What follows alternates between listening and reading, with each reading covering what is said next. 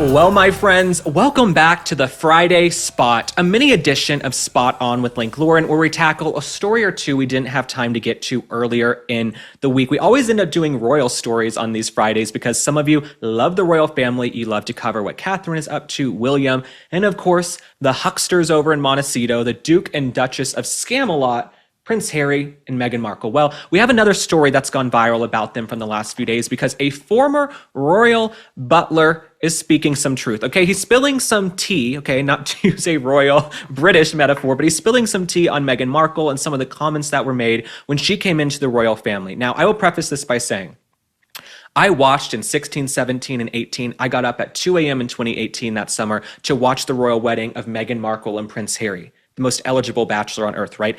The royals embraced Meghan. They embraced her. They threw her a big, beautiful wedding. They didn't ask her to do too much, okay? They let her modernize in small ways with her fashion and her clothes, even though she says she never wore color when all she did was wear color.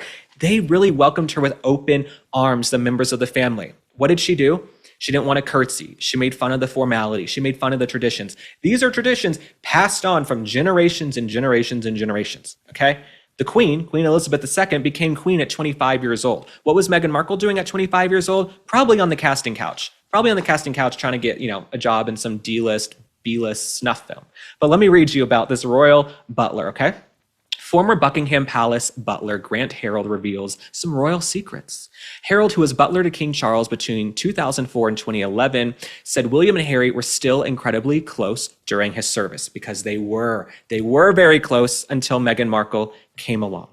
The two of them were not just the best of friends, they were inseparable, he tells us.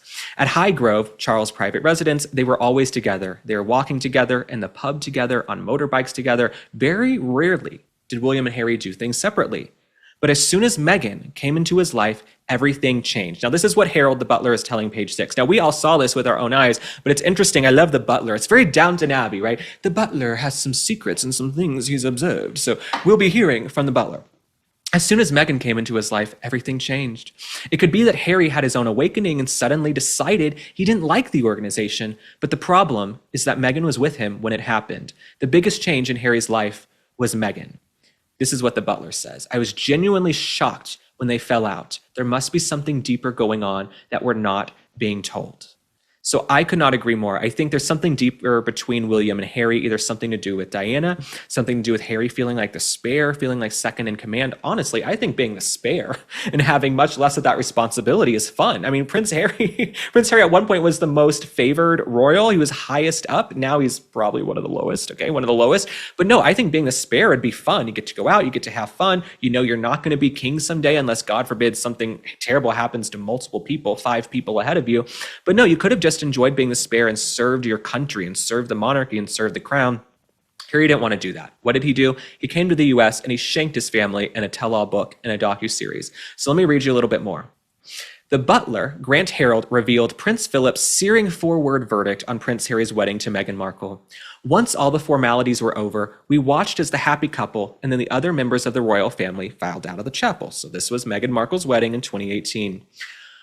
When Prince Philip came out, he turned to the Queen and said, "Thank F-U-C-K, that's over."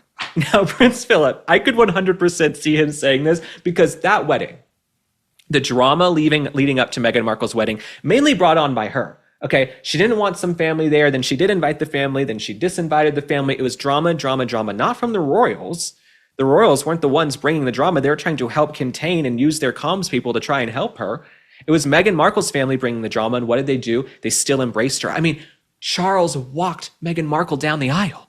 The frickin' King of England, at the time, Prince Charles, walked her down the aisle. You could not be more embraced by the family. To say they didn't embrace you or they made your life, life difficult is a lie, okay? But Meghan Markle, she also didn't want to do the schedule.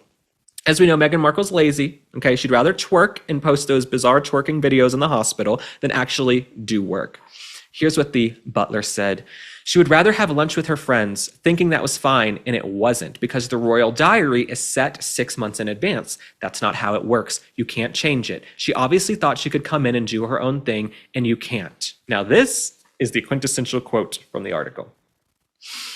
I think the problem with Meghan is that she went into the organization and she assumed that after watching all the Disney princesses that she thought it was going to be like that. When you join the royal family, you are given rules and protocols to follow. She knew what the drill is, okay? Prince Harry said it's going to be X, Y, and Z.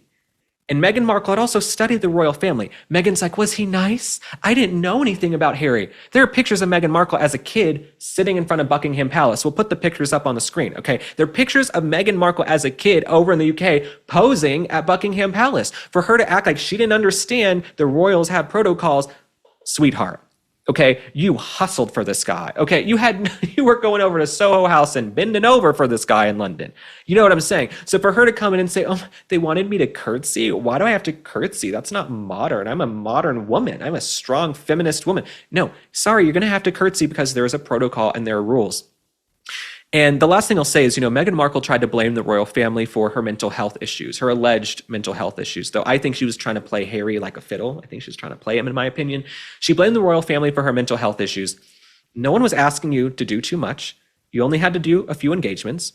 You lived in a home that they paid for. You really didn't have to do that much. If your mental health was so bad, it's not their fault. It's not their reason to come and make you feel good. You're a very grown-ass woman. Okay, we don't really know what your real age is. Okay, we don't really know how old you are, Meghan Markle, but you're a grown woman. Okay, you lived on your own for a long time. You'd been married before. You were on a TV show. If you're having these issues, why is it the queen who's in her 90s? Why is it her job to go, oh, Meghan, we're going to put you in a car and send you off to a facility? No, that's on you, sweetheart. So Meghan Markle, she wants to blame everyone else for her problems. She takes no culpability. She married into the royal family, and then she didn't want to do the work. I think she thought she was just going to get tons of press and paparazzi and fanfare and attention, and then she wasn't going to have to work. I think she thought William and Catherine will have to do all the work because they're closer in the line of succession. No, sweetheart, you have to pay your dues. You have to put in the work. And so I love that this royal butler is speaking out. He's saying a lot of things that we've known for years and things that we have thought. But it's nice that the royal butler is speaking out because it confirms all of these assumptions and all of these rumors for years. And I love to hear that Prince Philip came out and was like, thank God that wedding's over. So we don't know what's going to happen with Meghan Markle and Prince Harry. I think he would love to be welcomed back into the royal family because he needs money and his clout is down. I think Meghan knows that her show's not doing well. They're not getting the velocity and volume of attention they desire. So maybe we can go crawl back to the royal family, even though we crapped on them for years. So I don't think Charles should let Harry back in that quickly. I know it's blood. I know it's your child. I just don't think so. I don't think it's necessary. You know what I'm saying? At the end of the day, the royal family is a business. It's also a family, but it's a business. Okay?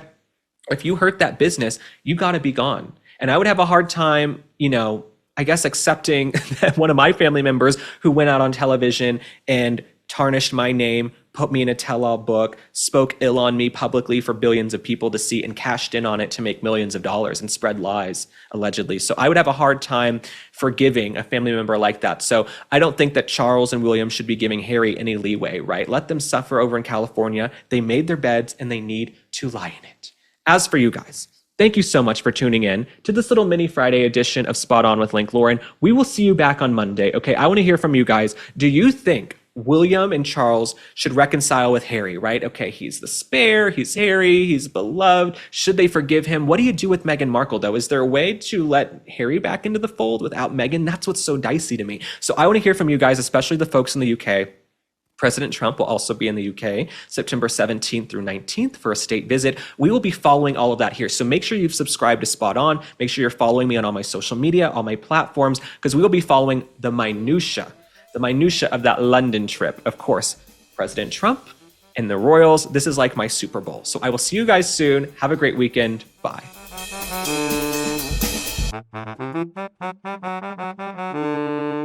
Trusting insurance agents or the government with your Medicare is way too risky. That's how millions of people get stuck on the wrong plan and they don't even know it. In fact, the Department of Justice just sued 3 major Medicare brokers for pretending to be unbiased while allegedly pushing people into the plans that got them the biggest kickbacks. Super shady. And honestly, Medicare is confusing by design. No one should have to figure this out alone.